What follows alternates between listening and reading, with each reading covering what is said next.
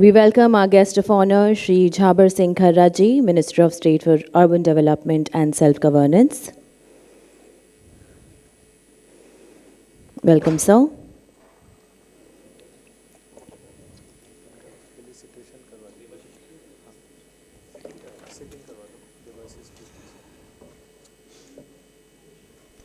And at the dais, we will have with us Principal Secretary, UDH, Dr. Debashish Prusthi, IAS.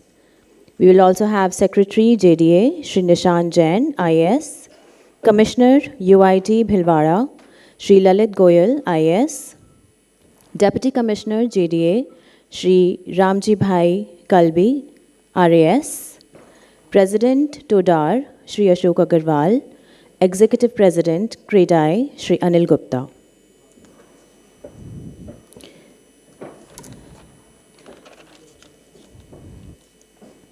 And now for the felicitation.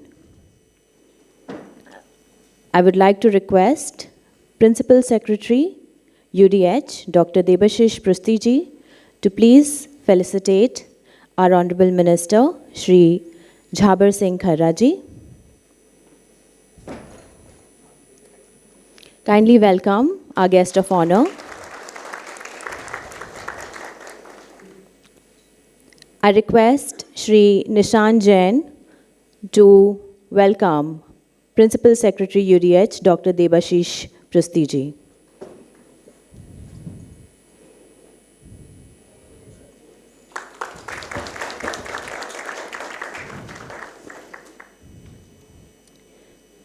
I would like to request Dr. Rashtradeep Yadav ji to welcome Shri Nishan Jain, Secretary JDA.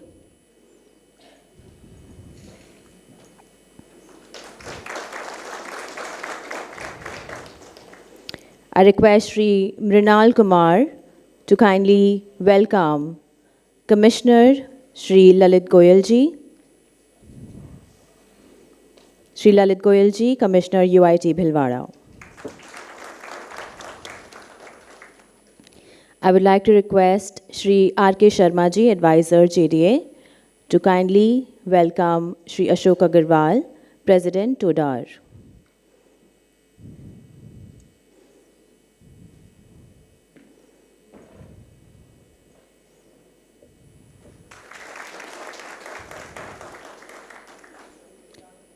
I request Shri Mahipal Champawat ji to welcome Mr. Anil Gupta, President CREDAI.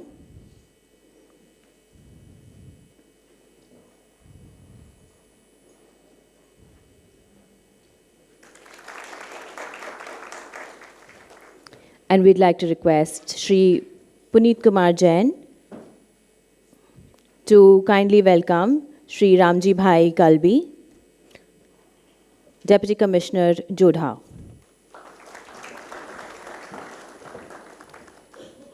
Shri Puneet Kumar Jain, ACP DOIT.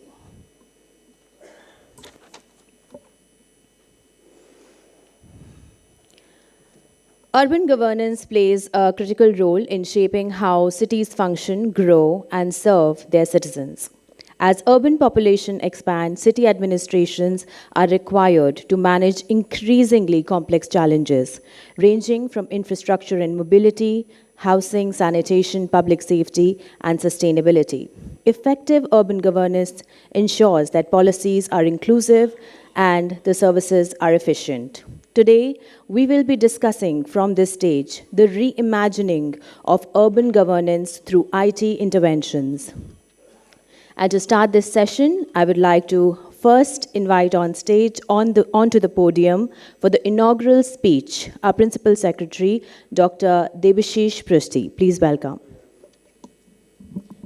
Very good morning. Namaskar. Today, as we are celebrating the Rajasthan DigiFest and the 10th TIE Global Summit here in the pink city of Jaipur, I have the pleasure to welcome our Honorable Minister for Urban Development, Housing and Local Self-Governance, Jhavar Singh Khara Sahab, my colleague in the Jaipur Development Authority, Nishant Jain ji, Secretary JDA, my colleague Lalit Goel ji, Secretary EYT Bhilwara, my colleague Ramji Bhai Kalbi ji from Jodhpur, our distinguished guests, Ashok Agrawal ji, who is the president at Todar, Rajasthan, Anil Gupta sahab, ED, Kradai, Mahesh Jain sahab, my colleagues from the Urban Development Department of Government of Rajasthan, our IT professionals, and distinguished guests, friends from media, ladies and gentlemen. At the outset, I extend a hearty welcome to all of you for your gracious presence in this important international event, Rajasthan DigiFest, which you know that Government of Rajasthan is the principal partner. And just now you heard the importance of urban governance to shape the future of our urban dwellers in Rajasthan. Some of you who perhaps do not know the statistics, Rajasthan today stands as the 7th largest economy in India, and we are the largest state geographically in the country. We started with a modest around 200 billion economy, 200 billion US dollar economy last year, and now we have the aspiration to make Rajasthan a $350 billion economy by 2028-29. We have already entered into the calendar year of 2026, and the financial year 2028-29 is not very far away. And further, Honorable Chief Minister of Rajasthan has the clarion call to make it $4.3 trillion economy by the Amrit Kal, which is 2047, when we will celebrate 100th year of our independence. And this can only be possible with sustainable urbanization, with digitalization of governance, which are central to achieve the Viksit Rajasthan 2047. Today, I'll just mention 10 elements how we will achieve this ambitious target of $4.3 trillion economy by sustained contribution of our urban infrastructure, our urban services, and how the infrastructure and services can be made more efficient with digitalization. Because today we are in DigiFest. If I do not talk about digitalization, perhaps I'll not do justice. So the first pillar, from digitization to transformative digitalization. This is the name of the pillar. We have in Rajasthan 309 urban local bodies, and they serve nearly 1/4 of our total population, 25% of the population. And there is a clear scale. We need to have proper standards and standardization in services, because when you talk about 25% of urban, 25% of total population of Rajasthan, can we not have a standard services? Can we not have some benchmark in terms of providing quality services to our urban people? In the last few years, let me make a statement.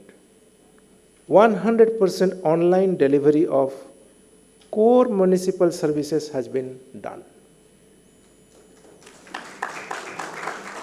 My colleagues will further make a presentation. You will see how these core services have been integrated into the database and how we are utilizing these databases to give urban e-governance, digital platform-based services. So we have 3 presentations before you. So I'll not further explain that. My colleagues will explain that. So what is the next step? The next step is to make outcome-based governance. We have the data, we have the information, we have a vision to achieve $350 billion economy by integrating different pockets of our urban governance, be it connectivity, be it digitalization, be it GIS-based land use plan, but then it has to be outcome-based. It has to be outcome-driven. So that is the emphasis. So from digitization to digital transformation, that is my first pillar. The second most important aspect is to use artificial intelligence, AI.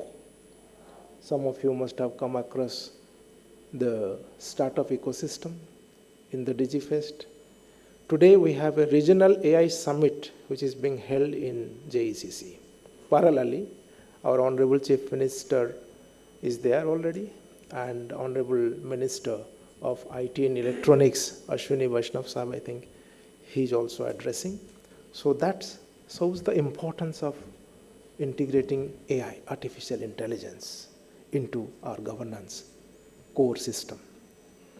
So it has to be embedded into the existing urban system. That is our next plan.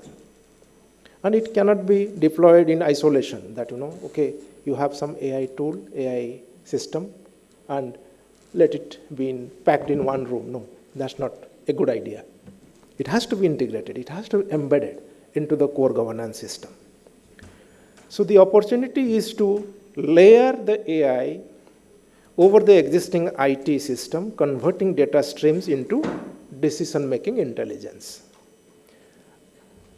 In a recent study by ADB, the Asian Development Bank, it shows that the revenue collection, simply the revenue collection improved by 50% in the municipalities which has used the GIS-based revenue collection, geographically information system-based revenue collection. So this clearly shows that a shift from a reactive service delivery, that you react to a situation, from that to a proactive governance is critical. And for a state like Rajasthan, where water is a scarce commodity, let me give you an example. Suppose we in the cities use swimming pools. So can we not tax them a little higher, extra delta? But then, do our municipality know how many swimming pools exist in Jodhpur or Jaipur or Kota? With GIS-based land use plan, in the dashboard, I can see how many swimming pools are functional. And then the urban tax can be automatically integrated, that portal, with the quantum of water being used. Suppose in winter, very less water is used in swimming pool. So the urban tax may be less. In summer, huge number of tourists come and all of them use swimming pool. You have to recycle the water. And already we have dark zones. Water is a scarce commodity. So can we not tax that extra water which is used by the swimming pool users? So with this AI, artificial intelligence driven software, my system can tell, okay, 50 to 60 users have not paid their tax. So my system will tell, okay, there is a due, there is a penalty. Please impose that. So this is not to discourage, but to optimize the use of water. If I am drawing more groundwater, I have to pay a little more extra tax. Simple. And that can be customized using AI as an additional layer over my existing database, which are already integrated. That's what I'm trying to say. So this is my second pillar. The third pillar is about intelligent urban infrastructure. We have already the integrated command and control system, ICC, command and control centers. Now, AI can augment or supplement them, for example, to manage traffic. If I put sensors in all our congestions and then monitor them during the peak hour, many of our lawyers are here. Everybody has to rush to the Honorable High Court in time. And then there is a traffic signal. And that signal beeps for 60 minutes, 75 minutes. Even if there is sometimes you realize no traffic, but signal will be on an autopilot mode for 75 seconds. Then you would say, oh, it's taking so long, there is no traffic. Our AI system sensors will tell, no traffic, 5 seconds. Massive traffic, 75 seconds. So it will automatically optimize the congestion. And experiments have shown that using IoT-based sensors, 15 to 20% air pollution gets reduced. Why? When your vehicles are stranded at one point, the emission continues. But when they go at a fuel-efficient speed of 40 km, 50 km, the emission is less. So with those AI-based systems, IoT-based sensors, we can manage the city traffic in a better manner. So this is called intelligent urban infrastructure. My fourth pillar is a data-driven society, data-driven municipality, data-driven UIT or data-driven JDA, whatever you call. We believe in transparent data. And you would see the presentation from JDA. They have created huge database in terms of assets, how many street lights they have, how many LED lights they have, how many vacant plots they have, how many buildings they have, flyovers, railway overbridge, normal bridges, roads. And those buildings, if suppose I build another flyover, you are doing a CVI Fatak mein bana rahe, railway overbridge. But then if I put sensors in the existing flyover, right, and then use artificial intelligence or a twin digital model we call it, then I can predict if I have to build another layer, say metro, how many buildings are going to be partially affected using the alignment. So these are the new features of urban governance. We call it digital twin modeling. We create a digital city in a computer. And you can see that, suppose, SMS stadium, exactly the SMS stadium can be shown in a dashboard with Arjun ji ka murti samne, paas mein, Nagar Nigam. And then if metro corridor, I plan phase 2 metro corridor, then can the alignment be optimized? Suppose I plan, okay, where can we have a better multi-layer parking? Will it be near Kumbha Marg or will it be near Gandhinagar railway station? So my data is already there, traffic data. But then do I have enough space to accommodate that multi-layer parking? My system will tell. It's called digital twin modeling. So we're doing that. Then my fifth pillar is a problem-driven AI tool. For example, in my dashboard, I receive repetitive complaints about sewer leakage, about potholes. So my AI will tell, in the next monsoon season, in zone number so and so, please be careful. There are going to be massive flooding. How? sensors which are already deployed in the water pipelines, if there is a water leakage, they will send a signal to the master control room of PhD or Bisalpur project director. There is a leakage. If you don't fix it, in the rains, the sewer line stuffs will get mixed. And then there will be hijack cholera in that ward. So using AI, I am getting a sense of my responsibility that, oh, hijack cholera will be out if I do not fix this leakage in my water pipeline, which my AI system has detected using IoT-based sensor. This is called predictive planning, smart planning. So we are doing that. We have started doing that. And there could be many more. So data as a core enabler is the sixth pillar. All our urban improvement trust, municipalities, they are going to have a robust IT system. They will have a decentralized database wherein assets are going to be mapped, as I mentioned. And then we'll use that information for our planning purpose. The seventh pillar is institutional capacity. Do my municipal personnel have enough capacity and skills to do this task? Planning, implementation, enforcement. So my AI tool will tell Debashish Prushti perhaps needs more training in, say, certain applications. How? My CV data is fed.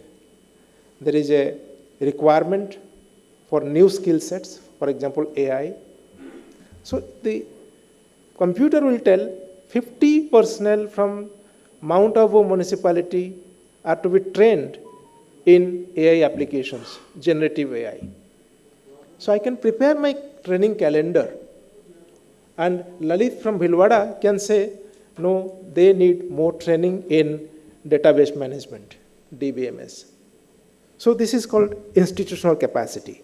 And then my last intervention would be in terms of mid-course review, monitoring, and evaluation. That is a must.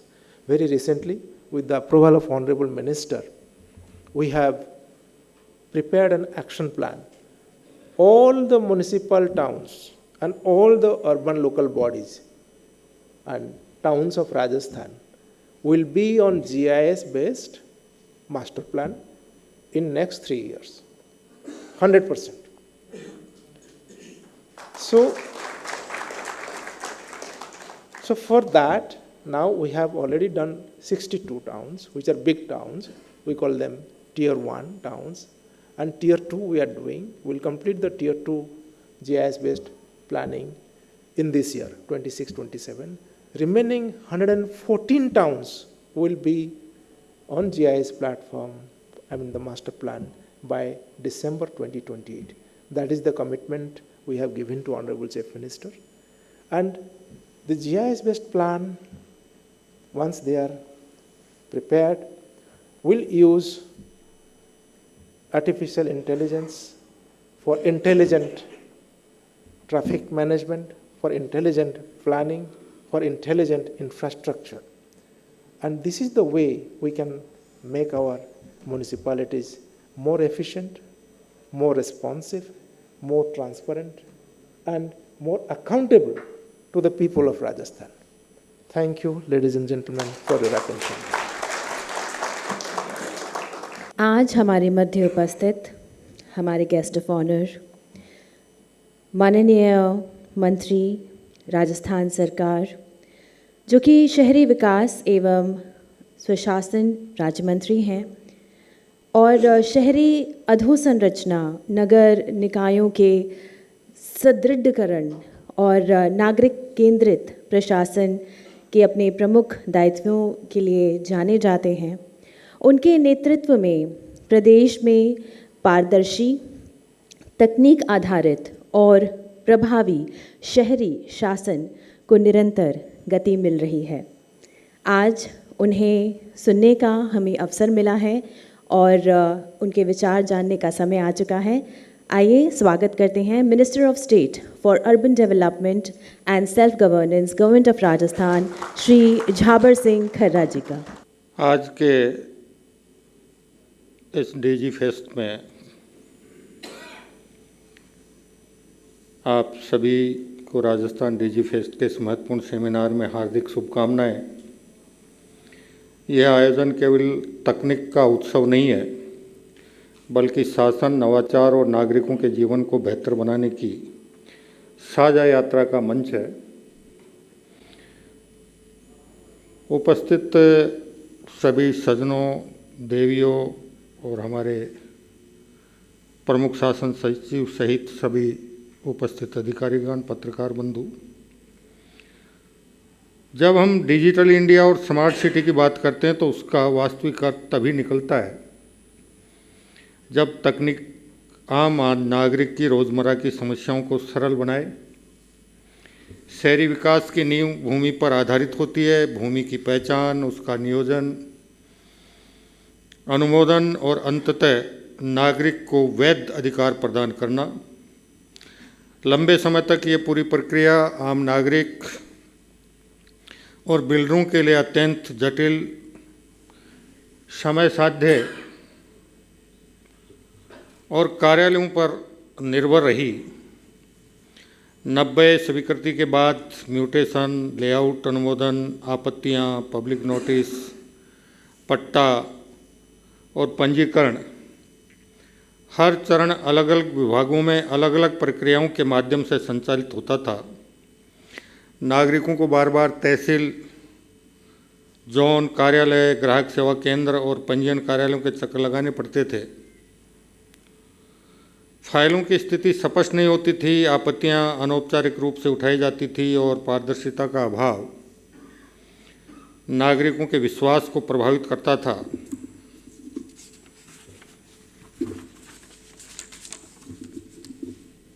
ऐसे में हमने पूरे राजस्थान को एक सूत्र में जोड़ने की दिशा में ई पट्टा की शुरुआत की।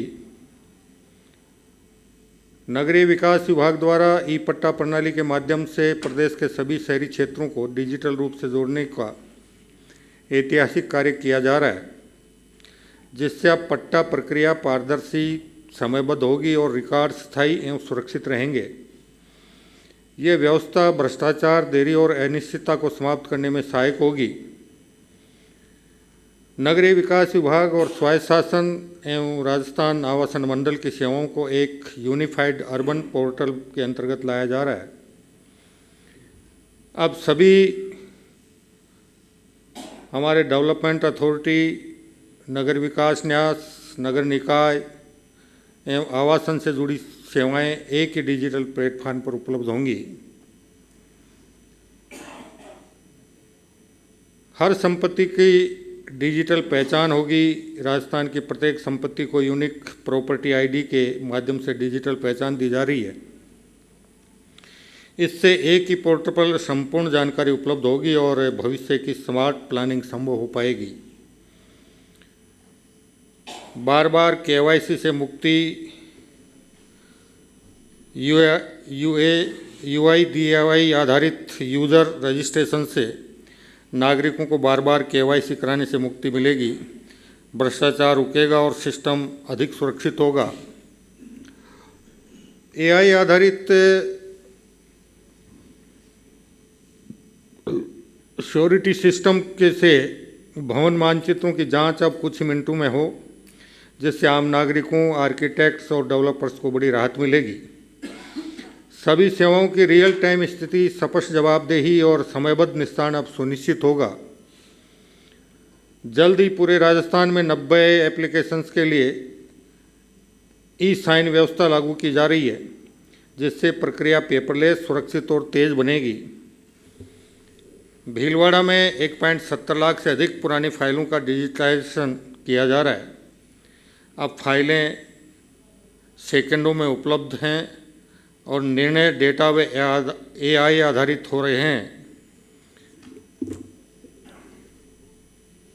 ई नगर प्रणाली उदयपुर, अजमेर, भरतपुर, बीकानेर और भीलवाड़ा में सफलतापूर्वक संचालित हो रही है और अब इसे पूरे राजस्थान में विस्तारित किया जा रहा है। यदि हम जयपुर विकास प्राधिकरण की बात करें तो यहाँ नगरीय विकास विभाग के मार्गदर्शन में भूमि विकास, लेआउट अनुमोदन और पट्टा जारी करने की प्रक्रिया में एक ऐतिहासिक डिजिटल क्रांति की गई है। पहले 90 की स्वीकृति के बाद आगे की प्रक्रिया मैनुअल थी। म्यूटेशन, लेआउट अप्रूवल और पट्टा के लिए नागरिकों को अलग अलग दफ्तरों में कई बार जाना पड़ता था।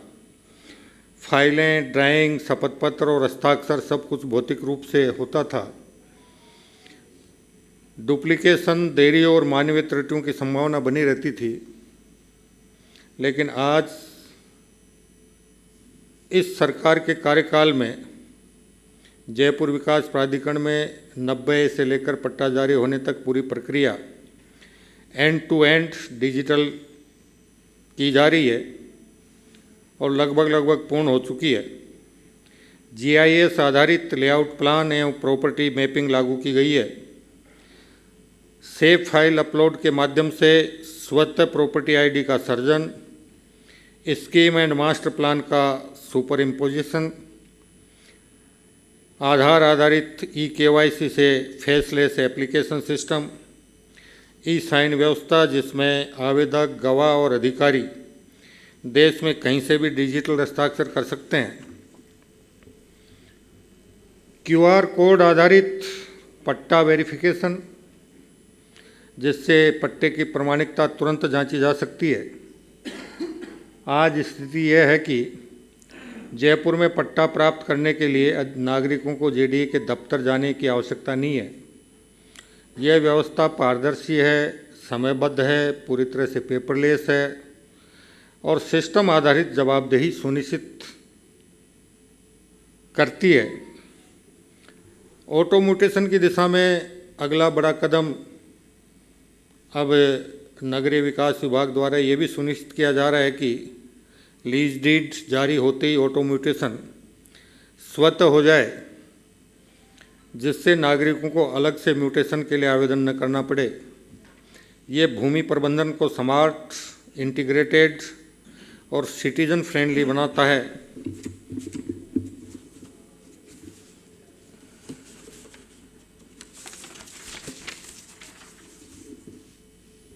जयपुर विकास प्राधिकरण पूरे राजस्थान के लिए रोल मॉडल बन रहा है। आज जयपुर विकास प्राधिकरण का ये डिजिटल मॉडल हमारे अन्य विकास प्राधिकरणों, नगर विकास न्यासों के लिए ब्लूप्रिंट बन चुका है।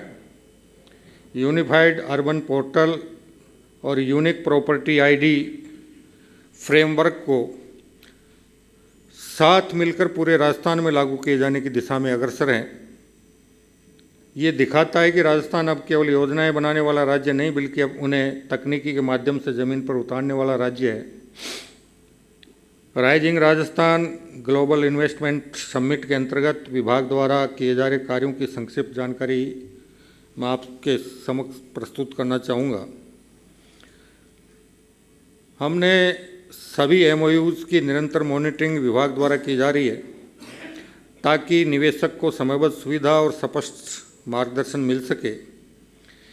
कैटेगरी सिलेक्शन का कार्य 761 MOUs में पूर्ण किया जा चुका है, जो कि 97.81% की उत्कृष्ट प्रगति को दर्शाता है। निवेश राशि के अनुसार समीक्षा व्यवस्था निम्न प्रकार सुनिश्चित की गई है। 0 से 100 करोड़ तक के निवेश वाले 586 MOUs की समीक्षा विभागीय सचिव महोदय द्वारा और 100 से 1000 करोड़ तक के निवेश वाले 173 MOUs की समीक्षा मुख्य सचिव महोदय द्वारा और 1000 करोड़ से अधिक निवेश वाले 24 MOUs की समीक्षा राज्य स्तर पर की जा रही है। ये व्यवस्था ये सुनिश्चित करती है कि हर स्तर पर जवाबदेही और निगरानी बनी रहे। और इसका परिणाम पर अगर हम चर्चा करें तो अब यदि हम परिणाम की बात करें तो विभाग द्वारा किए गए MOUs में A कैटेगरी के 422 MOUs हैं, B कैटेगरी के 136 MOUs हैं और C कैटेगरी के 203 MOUs हैं। अब तक 405 MOUs का ग्राउंड ब्रेकिंग कराया जा चुका है, जिनका कुल निवेश 37,573.97 करोड़ रुपए से अधिक है। इसमें से 36 MOUs M5 कंप्लीट हैं, जिनका निवेश 3,686 करोड़ रुपए है।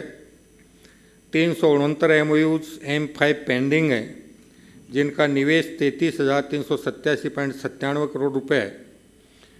ये स्पष्ट रूप से दर्शाता है कि राजस्थान अब केवल MOU साइनिंग स्टेट नहीं, बल्कि MOU एग्जीक्यूशन स्टेट बन चुका है। और इस प्रकार राज्य सरकार के सतत प्रयासों से निवेशकों द्वारा राजस्थान में निवेश करने के प्रति रुचि बढ़ रही है। मैं DG फेस्ट जैसे मंच से ये विश्वास दिलाना चाहता हूँ कि राजस्थान सरकार और UDS तकनीकी को केवल एक उपकरण नहीं, बल्कि बेहतर शासन और बेहतर नागरिक अनुभव के माध्यम से के रूप में अपनाने के लिए पूरी तरह प्रतिबद्ध है। आपके सहयोग और विश्वास से हम एक पारदर्शी, सुगम और नागरिक केंद्रित शहरी व्यवस्था की दिशा में निरंतर आगे बढ़ते रहेंगे और नियोजित तरीके से शहरों के विकास में आप सबके सहयोग से सफलता प्राप्त करते रहेंगे। इसी आशा के साथ आप सभी का बहुत बहुत धन्यवाद। जय हिंद, जय भारत, वंदे मातरम, जय जय राजस्थान। धन्यवाद।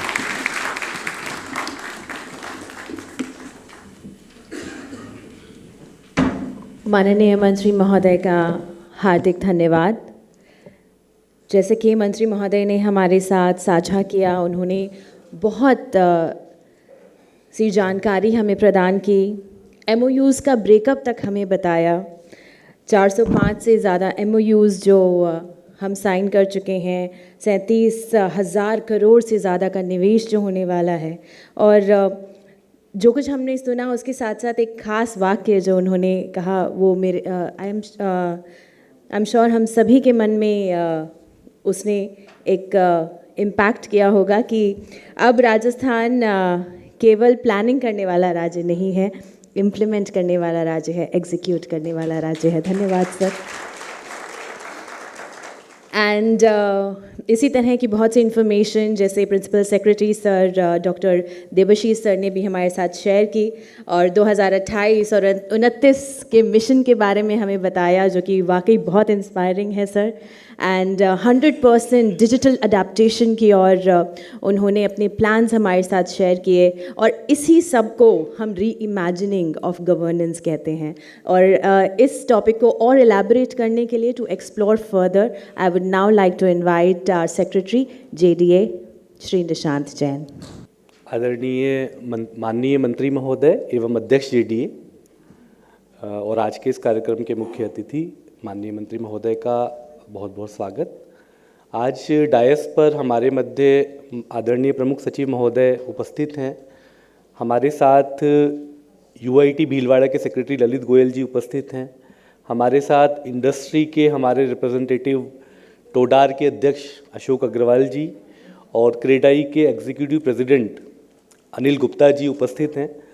और हमारे बीच जोधपुर विकास प्राधिकरण से श्री रामजी भाई कलबी डिप्टी कमिश्नर, साथ ही हमारे UDH के डिप्टी सेक्रेटरी राष्ट्रदीप जी, हमारे IAS प्रोबेशनर मृणाल जी, हमारे IT की टीम अंकुर दादी जी, टाउन प्लानिंग की टीम, सारे इंडस्ट्री के रिप्रेजेंटेटिव, सारे युवा साथी, पत्रकार बंधु, आज डिजी फेस्ट के इस गरिमामयी अवसर पर, जहां पर राजस्थान कैसे डिजिटल गवर्नेंस में देश में स्थापित हो रहा है, उसका जो ये शोकेसिंग आज इस डिजी फेस्ट में हो रही है, उसमें अगर अर्बन गवर्नेंस में जो डिजिटाइजेशन है, अगर उसकी बात न की जाए तो बात कहीं अधूरी रह जाती है। तो आज जो ये सेशन है जिसका री imagining urban governance through IT interventions, उस सेशन में जो पिछले लगभग 1-1.5 साल के बीच में, जैसा कि माननीय मंत्री महोदय ने अपने संबोधन में कहा कि JDA में पिछले कुछ समय में इस सरकार के कार्यकाल में जो प्रोसेसेस में और जो 90A से लेके पट्टा जारी करने तक की प्रक्रिया है, जो अर्बन लैंड मैनेजमेंट है, उसका जो ट्रांसफॉर्मेशन हुआ है, वो अपने आप में एक डिजिटल क्रांति है। और ऐसे में आज बहुत प्रासंगिक हो जाता है कि हम इस पर बात करें। मैं एक छोटा सा प्रेजेंटेशन, और मैं ये भी कहना चाहूँगा कि ये डिजिटल ट्रांसफॉर्मेशन जो माननीय मंत्री महोदय के मार्गदर्शन में ऑनरेबल सीएम के विजन और प्रमुख सचिव महोदय के लगातार परस्यू फॉलोअप मॉनिटरिंग से संभव हुआ है, जेडीसी मैम की फॉलोअप से संभव हुआ है, वो ऐसे ही संभव नहीं हुआ। उसमें इंडस्ट्री ने लगातार जो हमें सुझाव दिए, फॉर्मली इनफॉर्मली, लगातार छोटी छोटी बातें कि ये वाले फ्लो में ये गलती है, ये ठीक करिए, हमें ऐसे परेशानी होगी, ऐसे सुधार करना है। मुझे कहीं हमारी भारतीय मनीषा का एक मंत्र है सर कि संगच्छध्वम संवदध्वम संवो मनांसी जानताम। हम साथ साथ चलें, साथ साथ बैठें, साथ साथ बोलें और साथ साथ एक दूसरे के मनों को जानें। तो हमारी संस्कृति ये सिखाती है कि हम एक दूसरे के विचारों को समझें और उससे उसको सुधार करें, आगे बढ़ें। तो उसी दिशा में ये पूरी प्रक्रिया में एक छोटा सा प्रेजेंटेशन आपके सामने प्रस्तुत करता हूँ। सबसे पहले मैं आपको बताना चाहूँगा कि लीगेसी सिस्टम क्या था हमारे जेडीए में और अर्बन गवर्नेंस में। जिस तरह से हम लोग डिजिटाइजेशन समय समय पर करते रहे हैं, पर वो हमने थोड़ा पार्शियली किया है, फ्रेगमेंटेड और पार्शियली डिजिटल करते रहे। साइलो बेस्ड डिपार्टमेंटल फंक्शनिंग थी, क्योंकि जो जेडीए की अगर स्पेशल केस में बात करें, उसको आप अन्य प्राधिकरणों पे भी समझ सकते हैं कि जोन ऑफिस होता है, एक टाउन प्लानिंग का अलग ऑफिस होता है, अलग अलग विंग्स में फाइल का जाना पहले ऑफलाइन था, बाद में राजकाज आ गया, लेकिन राजकाज पर भी फाइल तो चलती ही है, फाइल का डिजिटल फुटप्रिंट नहीं होता। तो साइलो बेस्ड डिपार्टमेंटल फंक्शनिंग थी with in department. High physical individual pendency थी, लगभग 1.5-2 साल पहले पेंडेंसी ज़्यादा थी और अब पेंडेंसी जो है वो भी आपको बताएंगे। लीगेसी स्थिति ये थी कि 90 अप्रूवल ऑनलाइन था, परंतु वो पार्शियली ऑनलाइन था और अप्रूवल के बाद वो ऑनलाइन प्रोसेस वहाँ पे रुक जाता था। और जब 90 कोई व्यक्ति, क्योंकि हम लोग समझते हैं, जो लोग अर्बन गवर्नेंस को जानते हैं, इंडस्ट्री के लोग और बाकी भी, मैं जो लोग बैठे हैं, युवा साथी भी बैठे हैं, आम आदमी की भाषा में अगर समझें तो सबसे पहले अगर कोई आदमी रियल एस्टेट में इन्वेस्टमेंट करता है, कोई बिल्डर डेवलपर इन्वेस्ट करता है, तो उसको सपोज उदाहरण के तौर पे अगर रेजिडेंशियल फ्लैट्स बनाने हैं या प्लॉटिंग करनी है, तो सबसे पहले वो जो उनकी एग्रीकल्चरल लैंड है उसका लैंड यूज चेंज कराएंगे, उसका कन्वर्जन कराएंगे, उसको बोलते हैं 90A। 90A मतलब, जो लोग नहीं जानते, 90A मतलब वो धारा है जिसके थ्रू लैंड कन्वर्जन होता है। तो 90A के बाद वो ऑनलाइन प्रोसेस समाप्त हो जाता था और जिसने 90A कराया है वो तहसील जो है उसकी, आमेर तहसील हो सकती है या जो भी उसकी रीजनल तहसील है, वहाँ पे तहसीलदार के पास जाके उसका म्यूटेशन खुलवाता था, अपने नाम दर्ज कराता था। उसमें काफ़ी समय लग जाता था, 3-3, 4-4 महीने, 6 महीने तक का समय लग जाता था। उसका इंटीग्रेशन जेडीए के साथ नहीं था। और उसके बाद तीसरी बात आती है, जब म्यूटेशन हो जाता है आपके नाम में, उसके बाद आप एक लेआउट प्रेजेंट करते हो जेडीए में या अथॉरिटी में, और उसमें एक कमेटी है, स्टैट्यूटरी कमेटी है जेडीए की, in the chairman of JDC, BPC LP, building plan committee, जो लेआउट को अप्रूव करती है। तो वहाँ तक जाने का जो प्रोसेस था वो भी पार्शियल था। आपका नाम म्यूटेशन दर्ज हो गया, उसके बाद आप लेआउट के लिए अलग से अप्लाई करने आओगे, उसके बाद जोन, वो पूरा प्रोसेस इस तरह से किस्तों में पार्शियल ऑनलाइन था और बार बार आने की ज़रूरत थी। क्वेरीज का कम्युनिकेशन बहुत इनफॉर्मल था। ऑडिट ट्रेल का कोई डिजिटल रिकॉर्ड नहीं था। ये बहुत इंपॉर्टेंट बात है, इस पे ध्यान आपका चाहूँगा कि किस तारीख को कितने बजे किस कर्मचारी या किस अधिकारी ने क्या रिपोर्टिंग की है, उसका कोई डिजिटल फुटप्रिंट नहीं है। तो ऐसे में ये ट्रैक करना बहुत मुश्किल है कि किस स्टेज पर वो प्रोसेस हैम्पर हुआ, कहाँ पे वो लंबे समय तक पेंडिंग रहा। एक और चीज़ आप जानते हैं कि इस पूरे प्रोसेस में चाहे 90A हो चाहे लेआउट हो, उसमें नोटिसेस और विज्ञप्तियां जारी होती हैं अखबार में, ताकि अगर किसी को आपत्ति है, कोई स्वामित्व संबंधी विवाद है, तो वो आपत्ति हमारे यहाँ कर दे। ये आपत्ति का पूरा प्रोसेस, पब्लिक नोटिस का प्रोसेस ऑफलाइन था और उसके बाद आपत्ति किसी ने की पर वो मिस हो गई। तो इस तरह की बहुत सारे इश्यूज थे। लैंड पार्सल का डेटा, जो माननीय मंत्री महोदय ने और प्रमुख सचिव महोदय ने भी इसकी बात की कि लैंड पार्सल का जो डेटा है, यानी जेडीए की वेबसाइट पे आज कोई भी व्यक्ति जाके ये देख सकता है कि कौन सा प्लॉट किसके नाम है। ये कोई मामूली बात नहीं है। जैसे राजस्व विभाग का अपना खाता होता है, उसमें आप जाके पूरे राजस्थान में कौन सा खसरा किसके नाम है ये देख सकते हैं। इसी तरह से आज जयपुर विकास प्राधिकरण के क्षेत्र में आप कौन सा प्लॉट किसके नाम है, उसका लैंड यूज क्या है, वो भी देख सकते हैं। अप्रूव्ड लेआउट्स का एक्सेस रेस्ट्रिक्टेड था, जीआईएस बेस्ड ट्रांसपेरेंसी नहीं थी, और पट्टा एप्लीकेशन प्रोसेस जो है वो, जैसा मैंने बताया कि गवाहों की उपस्थिति की जो लीगल रिक्वायरमेंट्स हैं, क्योंकि ये एक लीगल डॉक्यूमेंट है, तो उसकी जो लीगल रिक्वायरमेंट्स थी उनके लिए बार बार उसको आना पड़ता था आवेदक को। और जैसे गवाह है तो अब गवाह को भी उस समय लेके आए, हो सकता है गवाह अवेलेबल नहीं है उस दिन, तो एक बहुत बड़ा एक साइकिल चलता रहता था और बार बार विजिट्स होती थी, इसकी वजह से डिले होता था। ड्राफ्टिंग और करेक्शंस में मैनुअल प्रोसेस था पूरा। रजिस्ट्रेशन स्टेटस, ये एक बहुत इंपॉर्टेंट बात है, क्योंकि हम सब जानते हैं कि जब फाइनली पट्टा मिल जाएगा उसके बाद रजिस्ट्री करवानी होगी, तो उससे कोई इंटीग्रेशन नहीं था।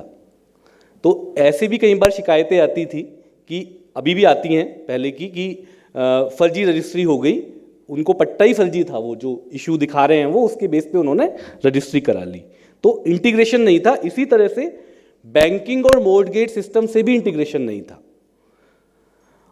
और इस चक्कर में डेटा के डुप्लीकेशन का और फ्रॉड का रिस्क हमेशा बना रहता था। तो ये थी हमारी प्रॉब्लम, क्योंकि जब भी अगर हम डिजिटल ट्रांसफॉर्मेशन की बात कर रहे हैं तो पहले कोई प्रॉब्लम होगी, उसका हमें एक प्रॉब्लम स्टेटमेंट का सॉल्यूशन निकालना है। तो उसके लिए जो हमें टास्क दिया गया सरकार के द्वारा, उसमें प्रॉब्लम जो थी पहले उनको आइडेंटिफाई किया गया और बाद में उसका सॉल्यूशन का तरीका निकाला गया। तो हमारी प्रॉब्लम्स जो हैं वो हैं कि fragmented and silo based workflows हैं, जैसा मैंने अभी एक्सप्लेन किया। एंड टू एंड ट्रैकिंग नहीं है, सिटीजन कन्वीनियंस और ट्रस्ट का डेफिसिट है, उनको विश्वास नहीं हो रहा है, बार बार आना पड़ रहा है, बार बार पूछने आ रहे हैं हमारी प्रोसेस कहाँ पे पहुंची है। फिजिकल प्रोसेसेस पे बहुत ज़्यादा डिपेंडेंस है, ट्रांसपेरेंसी लिमिटेड हो जा रही है, अकाउंटेबिलिटी लिमिटेड हो जा रही है। तो ये प्रॉब्लम्स थी, इनको जस्ट मैं आपको प्रॉब्लम्स का एक छोटा सा क्रिएटिव है वो मैं दिखा देता हूँ। सिटीजन सबसे पहले 90 अप्रूवल करा रहा है, उसके बाद जब 90 अप्रूवल का ऑर्डर ऑनलाइन जारी हो गया, उसके बाद वो खुद तहसील जाके म्यूटेशन कराने जा रहा है। तो ये चीज़, उसके बाद जब म्यूटेशन होने के बाद फिर लेआउट अप्रूवल के लिए नए सिरे से जेडीए में अप्लाई करना पड़ रहा है, और जब जेडीए में नए सिरे से लेआउट अप्रूवल के लिए अप्लाई करता है म्यूटेशन के बाद, तो वहाँ पे भी उसको देखिए आप बार बार फिजिकली आना पड़ रहा है।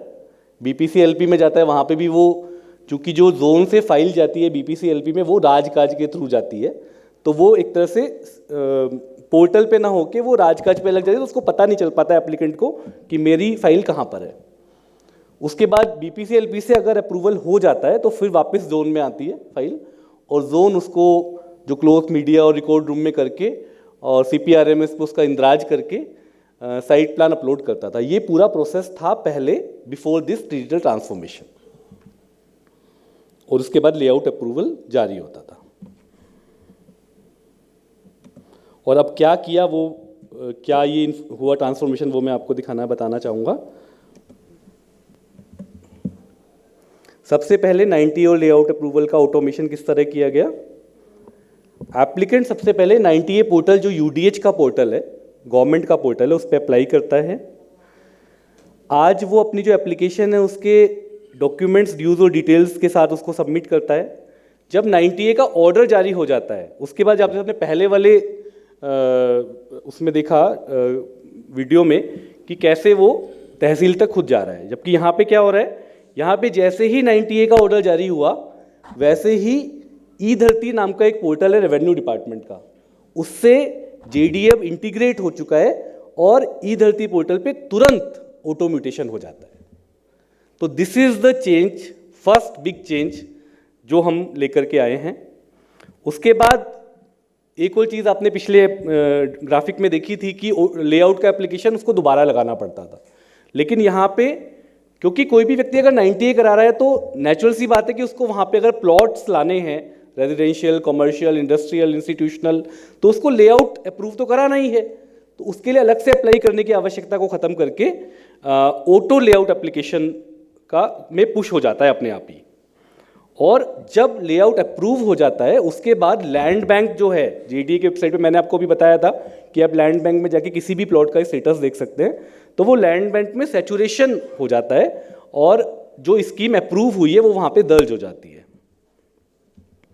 इसको अगर और थोड़ा डिटेल में देखें तो जेडीए के पोर्टल पे लेआउट के लिए ऑटोमेटिक पुश हुआ लेआउट, उसके बाद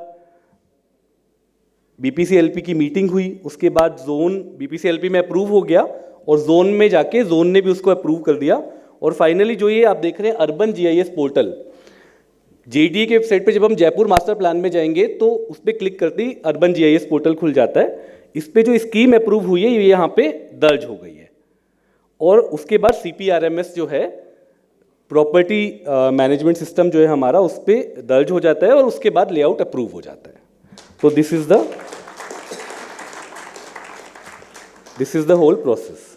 इसमें भी थोड़ा सा आपको दिखाना चाहूँगा, आप देख रहे हैं अर्बन जीआईएस पोर्टल, जो वैसे सीधे भी आप खोल सकते हैं gis.rajasthan.gov.in पे, अदरवाइज jda.rajasthan.gov.in पे जाएंगे और जयपुर मास्टर प्लान क्लिक करेंगे तो ये खुल जाएगा। इसमें आप देख रहे हैं जैसे ये नई स्कीम अप्रूव हुई है। अब इस नई स्कीम में आप देख रहे हैं कि प्लॉट नंबरिंग वगैरह हो गई है।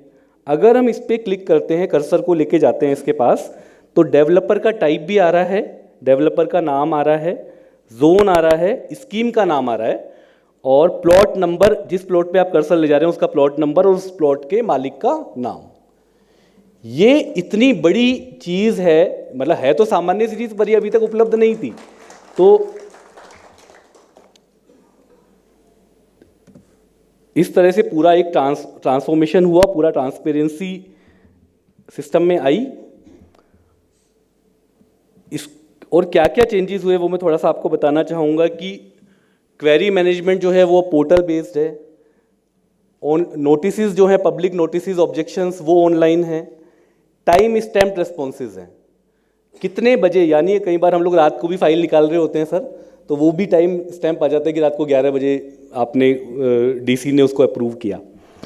पूरा डिजिटल ऑडिट ट्रेल पूरी तरह डिजिटल है और ये इस तरह से पूरा डिजिटल ट्रांसफॉर्मेशन हुआ है। जो भी अगर हम सिटीजन के पर्सपेक्टिव से देखें तो हमें सबसे पहले जब भी हम कोई गवर्नमेंट में आते हैं तो हम इसके साथ आते हैं कि कैसे हम उसका एक्सपीरियंस इम्प्रूव करें, कैसे जब वो हमारे पास आए या हमारे पोर्टल पे आए तो उसको एक्सपीरियंस जो मिले वो पूरी तरह डिजिटल, ट्रांसपेरेंट और इफ़ेक्टिव हो, उसके लिए पूरा प्रोसेस किया गया है। Thank you so much.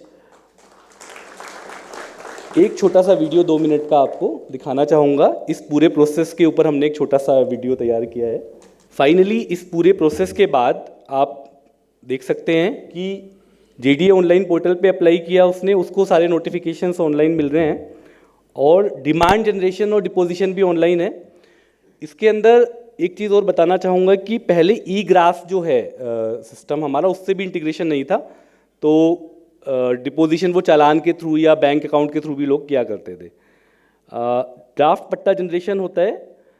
Draft पट्टा जनरेशन का भी टेम्पलेट पहले तय नहीं था, तो वो टेम्पलेट हमने डिसाइड किया। एक और चीज़ जो बहुत इंपॉर्टेंट है, जो मैं आपको बता भी रहा था कि जब पट्टा जारी करने का समय आता है तो उस समय गवाह के साइन चाहिए होते हैं। तो पहले ये सिस्टम था कि एप्लीकेंट और उसके 2 गवाह जोन में आएंगे एक साथ, तो वो एक साथ जनरली अवेलेबल नहीं हो पाते थे। अभी स्थिति ये कि हाल ही में एक पट्टा हमारे यहाँ जारी हुआ जिसमें एप्लीकेंट जयपुर में बैठा है और उसका गवाह बेंगलोर में है। क्योंकि आधार से ऑथेंटिकेटेड है, आधार से कनेक्टेड है, तो वो बहुत ही स्मूथ तरीके से जारी हुआ। और एक और चीज़ जो मैं ऐड करना चाहूँगा वो है ई पंजीयन पोर्टल है रजिस्ट्रेशन स्टाम्प डिपार्टमेंट का, जिसके थ्रू रजिस्ट्री होती है। तो एक तरफ तो ई धरती पोर्टल जो रेवेन्यू डिपार्टमेंट का, जिससे हमने ऑटो म्यूटेशन किया, उसके बाद हमने लेआउट अप्रूवल का एप्लीकेशन ऑटो पुश किया और उसके बाद हमने ई पंजीयन से रजिस्ट्रेशन को कनेक्ट कर दिया।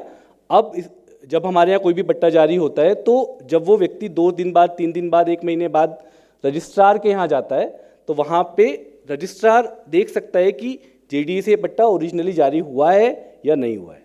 तो दैट्स हाउ किसी भी तरह के फ्रॉड का, किसी भी तरह का उसका समाधान हमारा हो गया और ये पूरा प्रोसेस इस तरह से ऑनलाइन हो गया। ये हमारा एंड प्रोडक्ट है। मैं डायस का ध्यान डालना चाहूँगा इसके ऊपर कि पहले जो पट्टा जारी होता था वो लेफ्ट में है, देख रहे हैं आप, मैनुअल ऑफलाइन।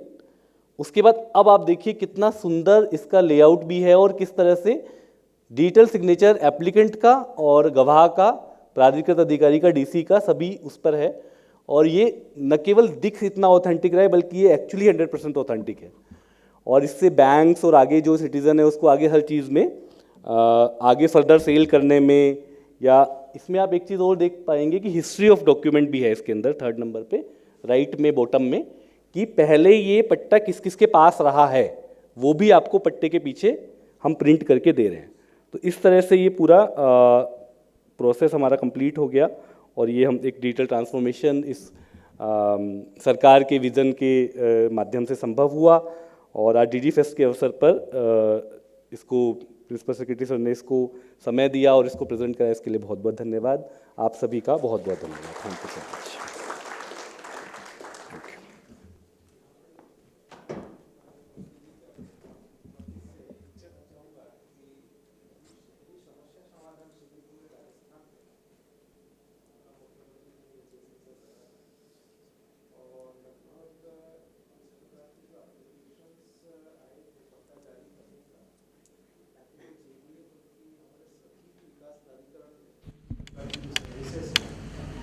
मौके पर समस्या समाधान शिविर में जैसे एप्लीकेंट आए, इसको पट्टा चाहिए, इसको रिन्यूअल पट्टा चाहिए, वहीं पे इशू कराए तो उनको हाथ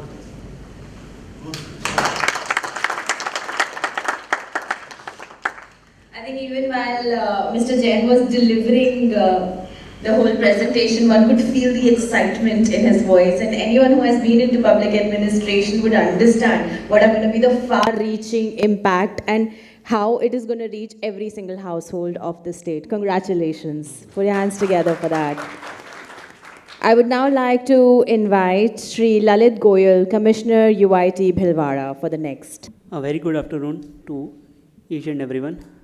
First of all, I would like to thank Shri Jabbar Singh Khara Sir, Honorable Minister of State for UDH and Self-Governance, Shri Devashish Prishti Sir, Principal Secretary UDH, Shri Nishan Jain, Secretary JDA, and my colleague Ramji Bhai, Deputy Commissioner Joda, and I also welcome Shri Ashok Agarwal Ji, President Todar, Shri Anil Gupta Ji, Executive President Kradai, and to all the honorable audience here who gave me the opportunity to showcase the work that is being done by the UDH department and its ancillary units like UITs and others. I would request now that there are so many work that are going around considering in mind the public service delivery system and our emphasis on using the technology for that.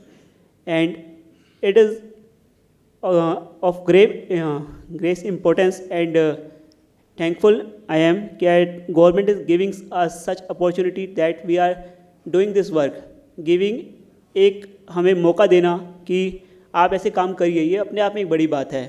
तो जो UIT Bhilwara ने अभी recently कुछ experiment basis पे काम कर रहे हैं, जिसमें हमारा रोड मैनेजमेंट का है, जिसमें हमने आर्टिफिशियल इंटेलिजेंस के माध्यम से हम जो समस्या आती है कि रोड पे हम बार बार देखते हैं कि खड्डे हैं, अतिक्रमण हैं, कहीं से रोड टूटी हुई है, कहीं अपने प्लांटेशन ज़्यादा हो रखे हैं, उसके लिए अब एक पूरा मैनेजमेंट सिस्टम जो कि ह्यूमन नहीं सर्वे नहीं करेगा, हम मशीन से सर्वे कराएंगे और उसका डाटा एनालिसिस करवाएंगे कि कहाँ पे क्या इश्यूज़ हैं, और ये फ्रीक्वेंसी करेंगे, हर महीना हो सकता है, हर 1.5 महीने 2 महीने हो सकते हैं, जिससे हमें डेली हमें इनपुट मिलता रहे और हम उस पर अपना काम करते रहे। तो उस पर मेरी प्रेजेंटेशन रहेगी।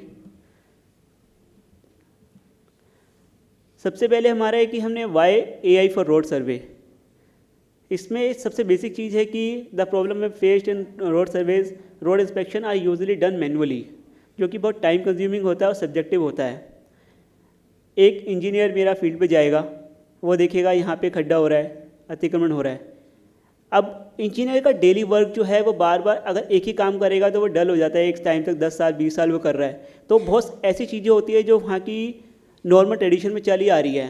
मान लीजिए कि हमारी एक रोड की लिमिट है, सर्विस लेन है, अपन जनरली ये सोचते हैं सर्विस लेन पे तो अगर कोई बैठा है तो वो सही है, एक प्रथा हो जाती है, लेकिन वो एज़ पर नॉर्म्स IRC 82 और नेशनल हाईवे के नॉर्म्स के अंतर्गत अतिक्रमण की श्रेणी में है, जो कि हम बार बार ध्यान नहीं दे पाते। तो चूँकि एक पूरा रोड सॉफ्टवेयर के थ्रू काम करता है, वो इन चीज़ों को पूरा ठीक करता है और हमें इंडिकेशन देता है। सेकेंड, वी ट्राइड, इससे ये है कि यूनिफॉर्म हम क्या होते हैं, कई रोड हमारी शहर की मेजर रोड से मास्टर प्लान रोड होंगी, कुछ सेक्टर रोड्स होंगी, तो हमारा जो ध्यान है वो अलग अलग रोड्स पे अलग अलग जाता है कि हाँ ये मेजर रोड है तो इसको अच्छे से ध्यान दिया जाए, इसका डेवलपमेंट अच्छे से करा जाए। जिससे होता क्या है कि जो हमारी अदर रोड्स होती है, सोसाइटीज़ की रोड है, वो थोड़ा इग्नोर हो जाती हैं। इसके माध्यम से, क्योंकि ये हमें डायरेक्ट इंडिकेशन देगा, हमें हर चीज़ बताएगा कितने डिफेक्ट्स हैं, तो हम उसे इग्नोर नहीं कर पाएंगे। जो हमने इसका प्रोसेस पूरा अपनाया है वो ऐसे है कि सबसे पहले हम रोड डाटा कलेक्शन करते हैं, इसका प्रोसेस, उसके बाद जैसे डाटा कलेक्शन हुआ उसके बाद डाटा अपलोड होएगा। ये अपलोड जो होएगा एक ओपन क्लाउड पे है। क्लाउड का हमारा फैसिलिटी इसलिए ले रहे हैं क्योंकि उसमें बहुत ज़्यादा स्पेस अवेलेबल है, कहीं से भी मैं उसको एक्सेस कर सकता हूँ। इट इज़ नॉट नेसेसरी कि मैं कहीं अपने ऑफिस में बैठा हूँ तभी मैं डाटा से उसको एक्सेस करूँ। फिर वो एक जनरेट रिपोर्ट करेगा। रिपोर्ट में क्या होगा, हमने इसमें 30 टाइप ऑफ पैरामीटर्स लिए हैं कि रोड में क्या खराबी है, अतिक्रमण है, उसकी लाइन मिसिंग है, वहाँ पे एक स्पीड ब्रेकर सही से नहीं है, तो ये सारे इंडिकेटर्स हमें देगा। उसको हमने अलग अलग वैरायटी में बांटा है कि उसमें नॉर्मल है, सीवियर है, गुड है, बैड है, सब उसमें कैटेगरी डिवाइड करी है। जैसे हमारा ये एक सर्वे पूरा होता है तो हमारे पास ग्राउंड रिपोर्ट आ जाती है। उसके बाद हम अपने इंजीनियर्स, हमने डेजिग्नेटेड रोड का रखे, कौन सा इंजीनियर किस रोड के लिए जवाबदेही होगा, आंसरेबल होगा, तो उसका वो फिर मेंटेनेंस वर्क करता है। अब जैसे हम ये दिखा सकते हैं डाटा रोड कलेक्शन कैसे है। हमारा एक कार मूव करती है, उसमें डैश कैम होता है, उसमें अलग अलग टाइप के सेंसर्स हैं, जैसे G सेंसर्स होते हैं, स्पीडोमीटर होते हैं, GPS से कनेक्टेड होता है। ये बेसिक हमारा जैसे व्यू देखोगे गाड़ी के आगे का, ये रोड पूरा दिखा रहा है। उसके बाद हमने डाटा कलेक्ट करा तो हम उसको डाटा अपलोड करेंगे अपने पोर्टल पर। अब उस डाटा में क्या क्या आएगा, उस डाटा में उसकी लोकेशन आएगी एंड टाइम स्टैम्प्ड होगा वो कि किस डेट को किस टाइम पे डाटा कैप्चर करा गया है। एंड देन जो हमने डाटा अपलोड करा है उस पर हम अपना एनालिसिस स्टार्ट करेंगे। अब जैसे कि मैंने आपको बताया है कि क्लाउड पे क्यों, क्योंकि वो लार्ज वीडियोस को हैंडल कर सकता है, वरना हमें क्या होता है हर स्टोरेज बार बार अपग्रेड करानी पड़ेगी ऑफिस में। उसके बाद डाटा सेंट्रली स्टोर है, कहीं से भी एक्सेस किया जा सकता है। अब जो प्रोसेस होता है, अब प्रोसेस जो AI है वो क्या कर रहा है, अब जो AI है वो एक अपने आप में ट्रेंड इंजीनियर है। हमारा क्या है कि हमने कुछ बेसिक शुरुआत में कोई एक्सपेरिमेंट करे। मशीन लर्निंग और AI का मतलब ये है कि अपनी गलतियों से वो सीखता है। हमने कुछ बताया, वो बार बार, जैसे हमने बताया कि रोड की विड्थ कितनी है, जनरली मास्टर प्लान में फीट कर दिया 160 फीट है, और मौके पे अगर वो 80 फीट या 100 फीट ही है तो वो इंडिकेशन देगा। तो ये बार बार इसे रेगुलर ट्रेंड करवाया जा रहा है। इसमें जैसे हमने बताया 30+ पैरामीटर्स हमने कवर करे हैं। इसमें एग्जांपल्स हैं कि potholes, rutting, surface damage, cracks, patchwork, edge breakage, uneven services and others. I would now like to give a video how it works। जैसे जैसे हम ये जाते हैं आप ये देखोगे इंडिकेटर्स आ रहे हैं अलग अलग, रेड, ग्रीन, ये ब्लू। अब ये क्या होगा, जैसे ही हम ये करेंगे तो हमें बताएगा कि रेड मतलब सिवियर है, इमीडिएटली एक्शन देने की ज़रूरत है। अलग अलग से आप साइड में प्लांटेशन देख सकते हैं, सेंटर लाइनिंग दे सकते हैं। यहाँ पे कई चीज़ें बहुत मिसिंग है, बीच में जैसे रोड होंगे वो लाइनिंग होनी आवश्यक है। ग्रीन साइड में प्लांटेशन हर जगह नहीं आ सकती, उसको हमें अभी कटवाने की आवश्यकता है। तो ये पूरा एक ऐसे माउंट डैशबोर्ड है और उसके ऊपर ही हमारा मूव कर रहा है। अब ये हमारा जो डैशबोर्ड है वैसे क्रिएट होएगा। उसमें डैशबोर्ड का फैसिलिटीज़ क्या है कि हमने रोड जो है जो गूगल मैप है उस पर सुपर इम्पोज करी है। हम क्लिक करेंगे, जैसे आप यहाँ पे देख सकते हैं एक रेड पोर्शन, ग्रीन पोर्शन अलग अलग कलर्स में है। हम इसको एनलार्ज कर सकते हैं, और जब एनलार्ज करेंगे किसी पर्टिकुलर सर्कल को क्लिक करेंगे तो हमें फ़ोटो दिखाएगा कि हाँ यहाँ पे इस पॉइंट पे क्या डैमेज है, उसका नाम दिखाएगा, कैटेगरी दिखाएगा कि डैमेज किस टाइप का है। जैसे मैं आपको अगर टाइम मिलेगा तो मैं आपको अपना पोर्टल भी खोल के दिखाएंगे जिसमें क्या सारे पैरामीटर्स कहाँ कहाँ पे कितने आए। एक बेसिक डैशबोर्ड हमने बनाया है जिसमें अलग अलग टाइप्स के हमारे दिखा रहा है। अब जैसे ही हमें सारा डाटा मिल गया तो हम ये डाटा प्रोवाइड कराएंगे अपने इंजीनियर्स को कि आपके एरिया में आपकी रोड्स में ये डिफेक्ट्स हैं, हम आपको 1 महीने का 15-20 दिन का टाइम देते हैं, डिपेंडिंग ऑन द इंटेंसिटी और the severity of the road.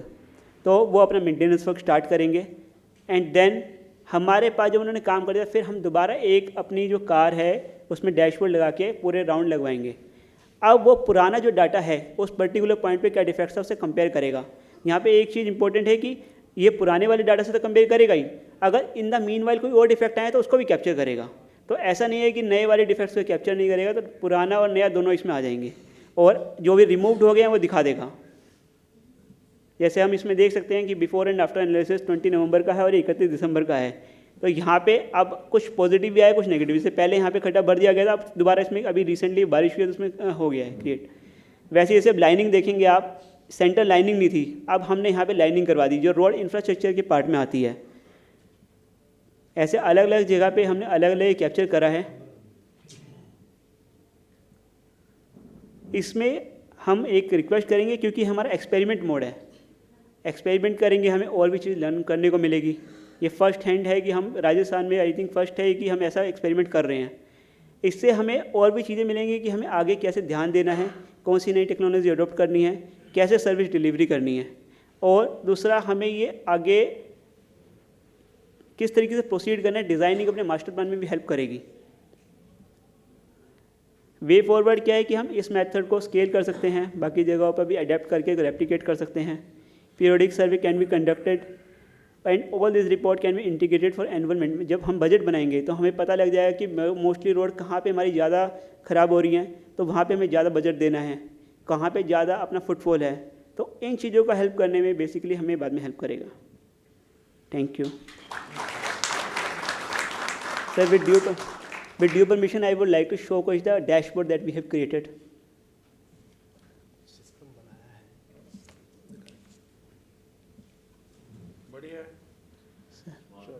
Sir जैसे हमारे डैशबोर्ड है, इसमें हमने जो रोड का सर्वे कर दिया है उस पर मार्किंग आ रही है। अब जैसे मैं एनलार्ज करूँगा सर, इसे अलग अलग कलर्स का है। अगर सर मैं इस पर क्लिक करूँगा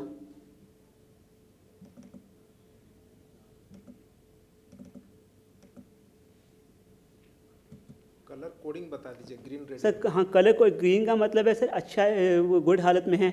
येलो का मतलब थोड़ा ख़राब है, रेड का मतलब सीवियर है। इसमें अलग अलग हैं sir. I think sir sorry network नहीं कर रहा है। तो सर ऐसे हमने पूरा डैशबोर्ड क्रिएट करा है। ये हम अभी प्लानिंग कर रहे हैं कि ये तो सर मेरी अभी हमने 95 किलोमीटर्स की रोड लिया है कि अभी नेक्स्ट फेज में हम सभी जो PWD निगम और अपनी रोड हैं उसको बाइफरकेट भी करें और उन सबको एक साथ संचालित करें। Thank you sir. Thank you. इसमें सर मैं ये हाउस को बताना चाहूँगा कि जब भी कोई रोड रिपेयरिंग के काम करते हैं, क्योंकि ये कॉन्ट्रैक्चुअल वर्क है, ठेकेदार को बिड के माध्यम से आप कॉन्ट्रैक्ट देते हैं, अक्सर पाया जाता है कि ठेकेदार जो है एक बार करते हैं फिर अगले बारिश में वो टूट जाती है। अखबार में भी आपने पढ़े होंगे कि बार बार गड्ढे हो रहे हैं। तो AI के एप्लीकेशन से जो डेटा एक बार इनके सिस्टम में आ गई, पता है कि ये रोड के इस स्ट्रेच में ये काम हुआ है इस पर्टिकुलर डे में, फिर अगर वही काम दोबारा हो रही है तो पता लग जाएगा कि बार बार टूटी है। सिस्टम ऑटोमेटिकली बता देगा कि नहीं ये तो डिफेक्ट लाइबिलिटी पीरियड में है, मतलब कॉन्ट्रैक्टर की गारंटी में है, तो उसको कोई पेमेंट नहीं होगी, वो काम उसको करना पड़ेगा। तो सिस्टम अपने आप बता देगी sir. I think the applause speak for themselves. It's absolute excellence in motion that we are witnessing. And to give us more excellent updates on the digitization of governance, let us welcome on stage our Deputy Commissioner, Jodhpur Development Authority, Shri Ramji Bhai Kalbi. नमस्कार। Dais पर विराजमान honourable minister sir, principal secretary sir, Nishant Jain sir, secretary JDA, Lalit Goyal sir, Amit Gupta ji, Ashok Agrawal ji, president of टोडार। जिस प्रकार Nishant Jain sir ने इस e governance की दिशा में और डिजिटलाइजेशन की दिशा में 90A पोर्टल को लेकर के प्रेजेंटेशन दिया है, उसी तरह पे जोधपुर डेवलपमेंट अथॉरिटी के द्वारा भी to provide the transparence accountable and time based services to the citizen of the Rajasthan developed various e governance tools. इनमें से कुछ मैं यहाँ पे आपको दिखाना चाहूँगा।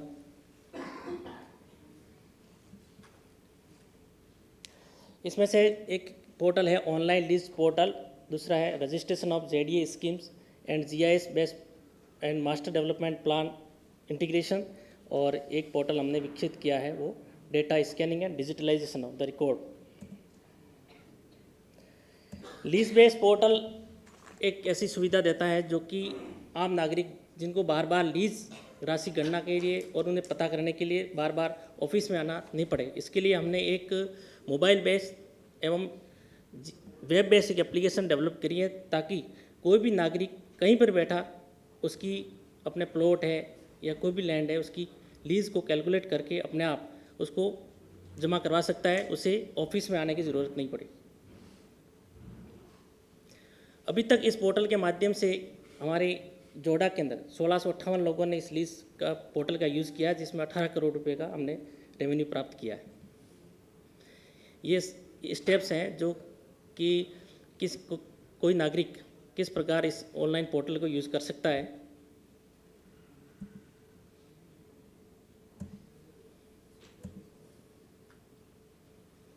इसमें कोई भी नागरिक जैसे वन टाइम लीज भर सकता है या one time lease, free hold और ईयरली लीज, तीनों प्रकार की लीज़ों के यहाँ पे कैलकुलेशन करके घर बैठे अपने मोबाइल के माध्यम से या अपने सिस्टम के माध्यम से लीज भर सकता है।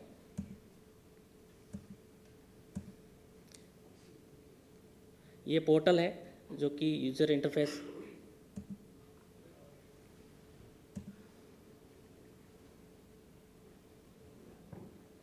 एक शॉर्ट वीडियो है जो कि बताता है कैसे इस पोर्टल को यूज़ किया जा रहा है।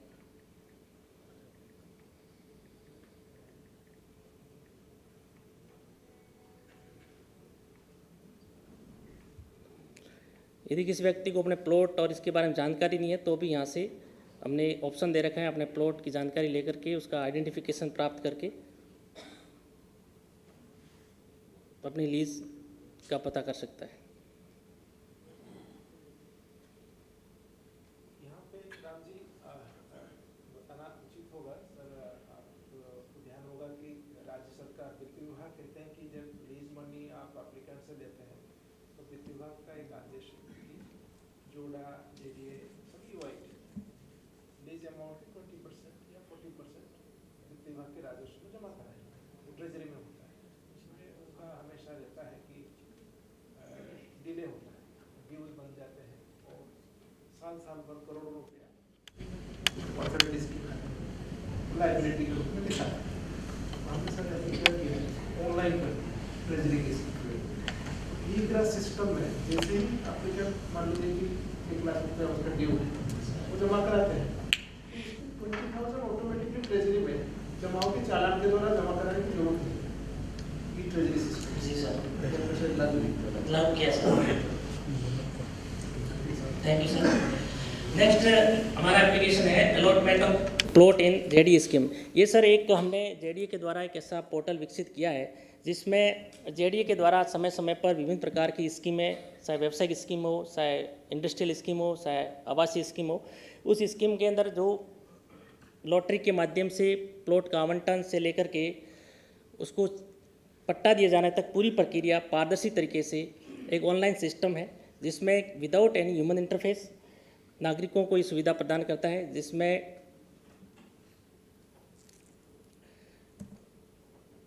एक ऑनलाइन पोर्टल है जिसमें ये स्टेप्स हैं कि किस प्रकार से किसी नागरिक को अपने जोड़ाने को स्कीम मान लो लॉन्च कर दी, उसको जाकर के फिर उसे रजिस्ट्रेशन फॉर्म है, रजिस्ट्रेशन में रजिस्टर करना होता है।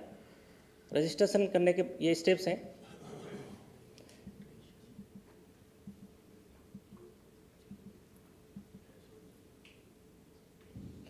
इसमें खास बात यह है कि इसमें ऑनलाइन आवेदन करने से लेकर जो भी फॉर्म, जैसे किसी फॉर्म भर दिया उसमें कुछ त्रुटि रह गई तो हमारा सिस्टम ऑटोमेटिक मैसेज जनरेट करता है। जनरेट करने के बाद उस आवेदक को चला जाता है, उसे कहता है कि भाई आपको 4 दिन में आपको ये त्रुटि है वो सुधार करना है। वो त्रुटि सुधार करके वापस हमें बैक कर सकता है। उसके बाद में इस जो ऑनलाइन आवेदन करने की तिथि समाप्त होने के बाद में इसको हमारे द्वारा फॉर्म स्वीकार और अस्वीकार सॉफ्टवेयर के माध्यम से किए जाते हैं। उसके पश्चात जितने प्लॉट हैं उस प्लॉट में जितने लोगों ने आवेदकों ने भाग लिया है उनकी ऑनलाइन लॉटरी किया जाता है रेंडमाइजेशन के जरिए।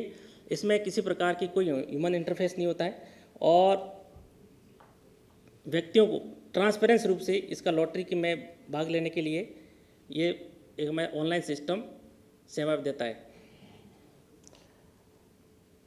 इसमें जो भी लॉटरी से सफल आवंटित हुए उनको आवंटन पत्र चालान पूरा ऑनलाइन सिस्टम के जरिए जारी किए जाते हैं।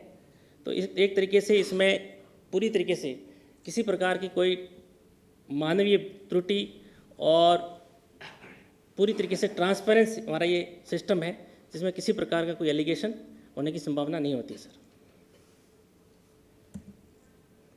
तीसरा हमारा जो सिस्टम हमने जो डेवलप किया है वो है सर DOIT के द्वारा एक राजधारा एप्लीकेशन है जिसमें GIS बेस्ड एप्लीकेशन है, जिसमें हमारा जो मास्टर प्लान का जो डेटा है उसको हमने इंटीग्रेशन करके 2 एप्लीकेशन हमने क्रिएट की। एक मोबाइल बेस्ड है, दूसरा हमारा है वेब बेस्ड एप्लीकेशन है, जिसमें हमारा सारा GIS बेस्ड इंफॉर्मेशन, खसरा की इंफॉर्मेशन, लैंड इंफॉर्मेशन और उसका सारी बाउंड्री सारी इंफॉर्मेशन है वो अवेलेबल है।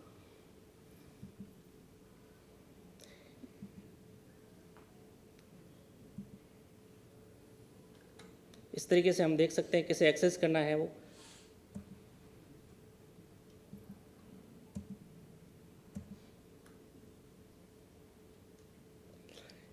ये हमें बताता है कि किस प्रकार से हम एक्सेस कर सकते हैं उसमें खसरा के माध्यम से। उसको खसरे के माध्यम डालने के पश्चात हमें मैप के जा करके उसको नेविगेट करके उस पर्टिकुलर जगह की जानकारी हम हासिल कर सकते हैं।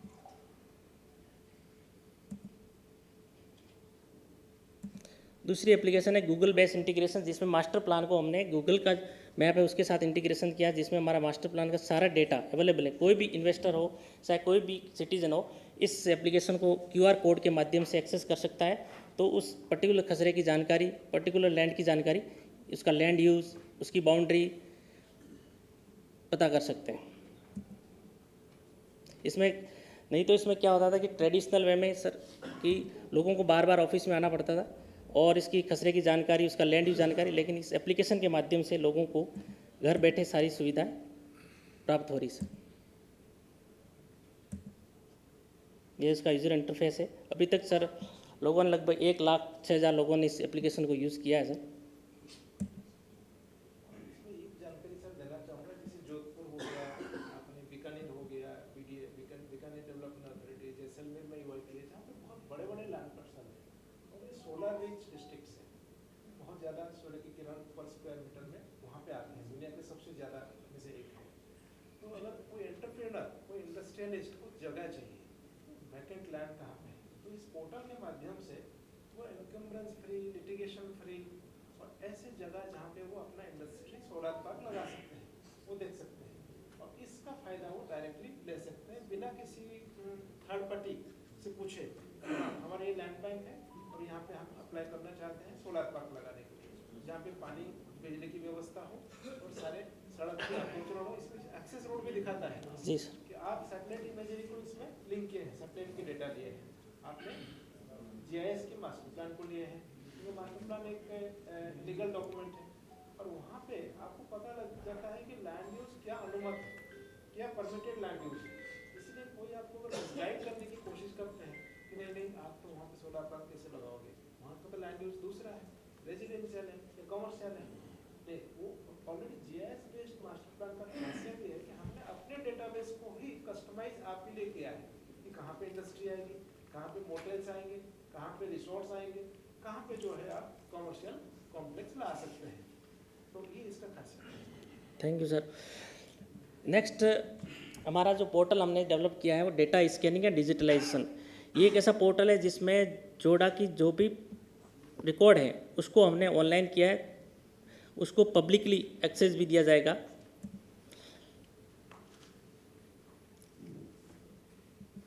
इसका मेन ऑब्जेक्टिव है to ensure the security of data, ease of access of information to the citizen of the Rajasthan.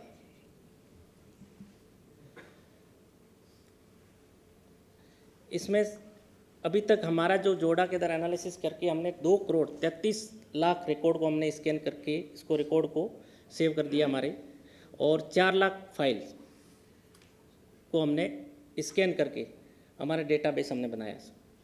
ये फ्यूचर में जो इस अभी तक हमारा जो ये रिकॉर्ड है, अभी हमारे ऑल सेक्शंस है, प्लानिंग डिपार्टमेंट हो, चाहे वो रेवेन्यू डिपार्टमेंट हो, चाहे इन्फोर्समेंट डिपार्टमेंट हो, उनको सर डेटा अवेलेबल हो रहा है। और आने वाले समय में हमारा ये प्रयास रहेगा कि पूरा ये डेटा सुरक्षित तरीके से सभी नागरिकों को ये अवेलेबल हो जाए, ताकि उन लोगों को ऑफिस में नहीं आना पड़े और अनावश्यक रूप से समय की बचत होगी और सिस्टम में ट्रांसपेरेंसी रहेगी और अकाउंटेबल रहेगा।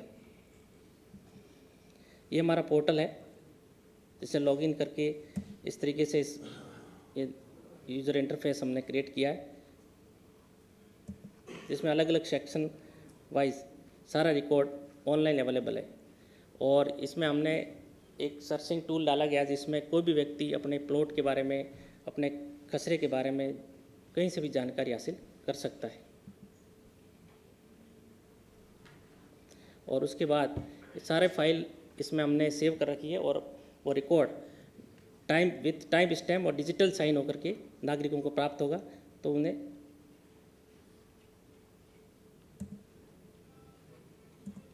Thank you sir.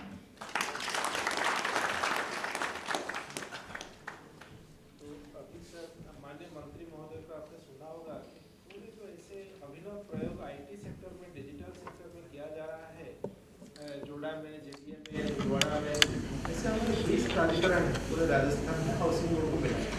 सारे प्राधिकरणों पर एक ही यूनिफाइड डिजिटल प्लेटफॉर्म लाने का प्रयास है, और माननीय मंत्री जी का निर्देश है इसको जल्दी किया है। तो मैं यहाँ पे बताना चाहूँगा कि हम लोग एक टास्क फोर्स बना लिया है।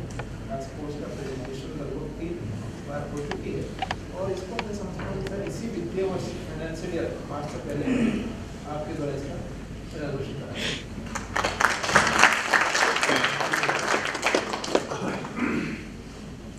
Thank you for sharing such effective insights with us. I just hope it brings positive outcome towards the topic. Thank you so much. Would request Mr. Ashok Agarwal, President TODA, to kindly come on podium for the next speech. धन्यवाद। ओजस्वी प्रभारी UDA minister झामनमल जी खर्रा साहब, UDS secretary Debashish पुष्टि जी, JDA secretary Nishant जी जैन, ललित जी गोयल और जोधपुर से आए हुए deputy commissioner, साथी लोग, पत्रकार महोदय, अधिकारीगण, मुझे आज ये कहते हुए बड़ी प्रसन्नता हो रही है। जेडीए विशेष रूप से आईटी सेल ने जो काम किया है काफ़ी प्रशंसनीय है। हम लोग हमारी समस्याओं के लिए समय समय पर टेक्निकल टीम से, आईटी टीम से मिलते रहते हैं। जब जब लगता है कि काम जल्दी कैसे हो, उस पर हम लोग चर्चा करते हैं। तो कुछ दिन में पता लगता है उस समस्या का समाधान कर दिया गया आईटी सेल ने। जैसे हमारी एक समस्या थी, 90A होने के बाद में हमको तहसील में चक्कर लगाने पड़ते थे म्यूटेशन कराने के लिए। हमने आईटी सेल से रिक्वेस्ट करी, तत्कालीन जीडीसी से रिक्वेस्ट करी, उन दोनों ने मिलकर उसका ऐसा समाधान किया जो हमारे लिए संभव नहीं था और हमारे विचारों के ऊपर था। उन्होंने ऐसा समाधान करके ऑटोमेटिशन कर दिया। ये बहुत ही प्रशंसनीय है, बहुत सराहनीय है। आईटी सेल का सबसे ज़्यादा लाभ जयपुर का प्राधिकरण में जो कार्य कर रहे हैं उनको मिल रहा है। और सबसे अच्छी बात है, अभी मैंने जोधपुर का भी देखा, भीलवाड़ा का भी देखा, ये दोनों प्रशंसनीय है कि एआई का जो है लेटेस्ट जो बेनिफिट ले सकते हैं वो ले रहे हैं। मैं जयपुर का प्राधिकरण से रिक्वेस्ट करूंगा कि भीलवाड़ा से इस बात में अपन सीखें। जोधपुर में कुछ मैंने बातें नहीं अच्छी सीखी इसमें कि किस ढंग से लीज मनी को कैलकुलेट करते हैं, जेडी को समावेश करना चाहिए। साथ में मैं आपको बता दूं कि पिछले समय में झामनमल जी आपके नॉलेज में डाल दूँ, मैं 2022 में केवल 526 योजनाएं अनुमोदित हुई थी। बाद में 2024 से लेकर 2025 तक 2124 योजनाएं अनुमोदित हुई है। अगर इनका परसेंटेज देखा जाए, इसका परसेंटेज देखा जाए, हाँ जी, आपके कार्यकाल में इससे पहले 473 योजना अनुमोदित हुई थी पूरे वर्ष में। आपके आने के बाद में 2024 से 2025 तक अभी 2527 योजनाएं जो हैं आपने अनुमोदित की है, तो रिकॉर्ड है। और सबसे अच्छी बात क्या है, केवल 2.5% रिजेक्शन है, बाकी सबका अनुमोदन किया है। अनुमोदन के लिए सबसे बड़ी अच्छी बात है, पूरी टीम पॉजिटिव वाइब्रेशन से बैठी हुई है और ये निर्देशन आपके ही हैं। तो मेरा एक अनुरोध और है, जैसा मैंने आपको ज्ञापन दिया है, जितने भी MOU हुए हैं विभिन्न टाइम में, चाहे राइजिंग राजस्थान में हो, चाहे अभी इस कार्यकाल में हो रहे हो, उन सबका अनुमोदन के पावर्स अगर आप JDU को दे जाएं, लोकल बॉडी को दे जाएं, तो डिस्पोजल फास्ट होगा। जय हिंद, जय Bharat. Thank you so much.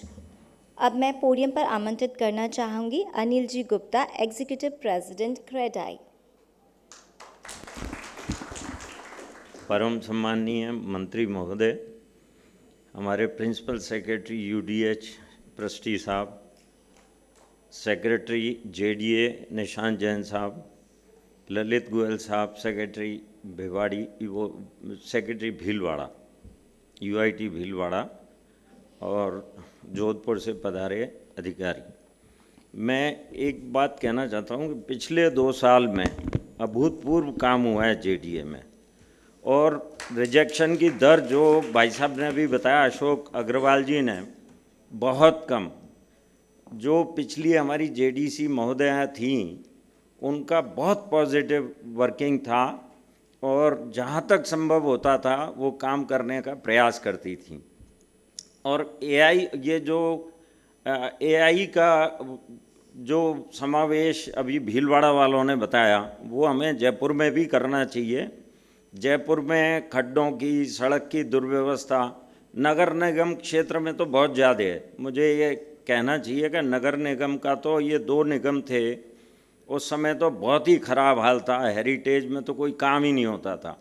अब ये दोनों एक हुए हैं, तो अब मेरे ख्याल से कमिश्नर साहब प्रयास कर रहे हैं अच्छे से अच्छा काम करने का। नक्शा अनुमोदन में JDA में 1 से 1.5 महीने में काम हो जाता है, BPC LP में लेआउट प्लान 1 से 1.5 महीने में हो जाता है। और अब जो सर ने ऑनलाइन सिस्टम किया है उससे और जल्दी होगा। तो लेकिन नगर निगम में स्थिति अभी भी गंभीर है, उसके विषय में माननीय मंत्री महोदय को कुछ प्रयास करने चाहिए, वहाँ कहना चाहिए। बाकी एक मैंने अभी सेक्रेटरी साहब को निवेदन किया था कि GIS जो आपने बना रखा है, जहाँ आपकी अप्रूवल होती है और वो प्लान वहाँ लग जाता है कि भाई ये योजना अनुमोदित हुई है। मेरा निवेदन है कि खसरा मैप पूरा GIS पे विद गूगल लगना चाहिए, जिससे कोई भी व्यक्ति अपनी ज़मीन को देख सके। जैसा मेरी ज़मीन रोड में जा रही है, तालाब में है, डूब में है, या प्रतिबंधित क्षेत्र में, या क्लियर है, तो उसको परेशानी नहीं होगी, अप्रूवल में बहुत आसानी हो जाएगी। इससे जो है बहुत सुविधा रहेगी। ये मेरा निवेदन है। और बाकी तो JDA में तो बहुत अच्छी वर्किंग का तरीका है, सब ऑफिसर्स बहुत अच्छे हैं, टाउन प्लानिंग के ऑफिसर्स बहुत अच्छे हैं, अपने DC सब कोऑपरेटिव हैं। पिछले 2 साल में मोटे तौर पे कोई परेशानी नहीं आई है। बस यही कहना चाहता हूँ। धन्यवाद।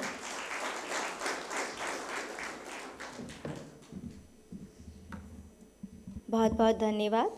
अब मैं स्टेज पर आमंत्रित करना चाहूँगी श्री मृणाल जी Kumar, IAS।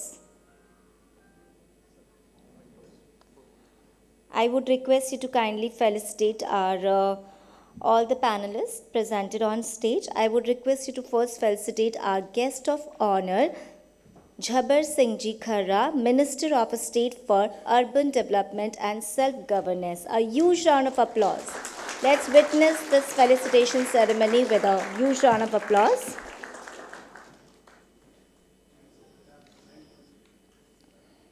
Thank you. Now I would request to kindly felicitate Dr. Debashish Prushti, Principal Secretary, Urban Development and Housing Development, Government of Rajasthan.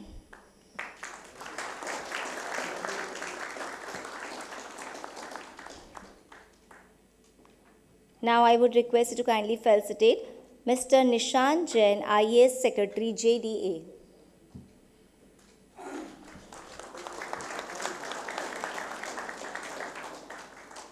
Now I would request you to kindly felicitate Mr. Lalit Goyal, IAS Commissioner, UIT Bhilwara.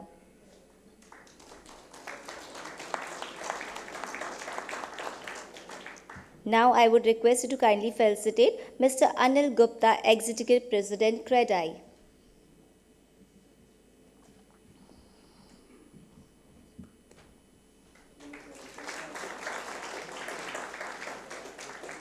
Now I would request you to kindly felicitate Shri Ramji Bhai Kalbi, Deputy Commissioner, Jodhpur Development Authority.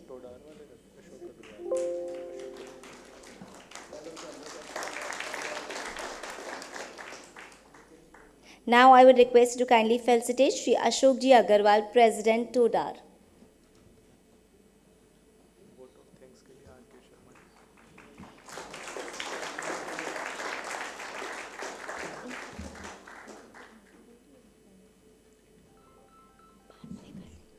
Thank you so much. A huge round of applause for Mr. Minal. Now I would request Mr. R.K. Sharma, Advisor IT JDA, to kindly come on podium for vote of thanks.